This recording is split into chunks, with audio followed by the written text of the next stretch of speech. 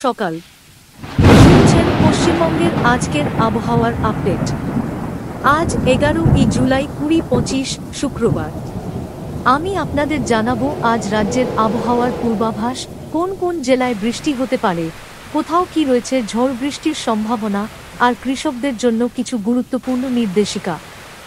বিস্তারিত বর্ণনা। দক্ষিণবঙ্গ, রাত্রি 12:31 আড়াইটা।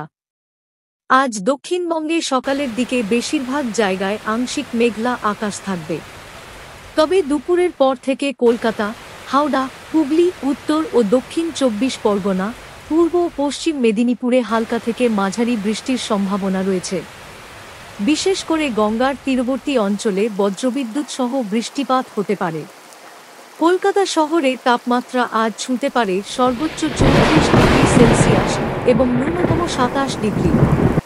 বিকেলের দিকে কলকাতা ও পার্শ্ববর্তী অঞ্চলে অস্থায়ী ঝড়ো হাওয়া বইতে পারে ঘণ্টায় 30 থেকে 40 কিলোমিটার বেগে। উত্তরবঙ্গ 2:31 3:30। উত্তরবঙ্গে আজও বৃষ্টি অব্যাহত থাকবে।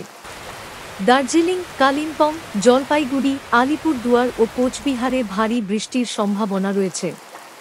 এই জেলাগুলিতে ভূমিধসের সতর্কতা রয়েছে, বিশেষ করে পাহাড়ি রাস্তাগুলোতে।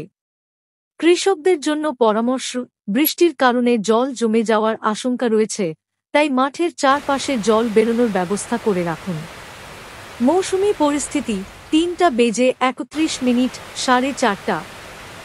বঙ্গোপসাগরের উপর একটি নিম্নচাপ ঘনীভূত হয়েছে, যা ওড়িশা ও পশ্চিমবঙ্গ উপকূলের দিকে এগোচ্ছে। এই নিম্নচাপের প্রভাবে পরবর্তী 48 ঘণ্টায় দক্ষিণবঙ্গে বৃষ্টির পরিমাণ বাড়তে পারে। এছাড়াও সক্রিয় রয়েছে মৌসুমি অক্ষরেখা, যা ঝাড়খণ্ড ও পশ্চিমবঙ্গের উপর দিয়ে বিস্তৃত, যার ফলেও আগামী কয়েকদিন বজ্রবিদ্যুৎ সহ বৃষ্টি চলবে। সতর্কতা ও পরামর্শ। 4:31 6টা। বজ্রবিদ্যুতের সময় গৃহের বাইরে থাকবেন না। গবাদি পশুদের নিরাপদ স্থানে রাখুন। মাঠে কাজ করার সময় আকাশের অবস্থা খেয়াল রাখুন। উপকূলবর্তী এলাকায় যারা মৎস্যজীবী, তাদের জন্য পরামর্শ, পরবর্তী 24 ঘণ্টা সমুদ্রে যাওয়া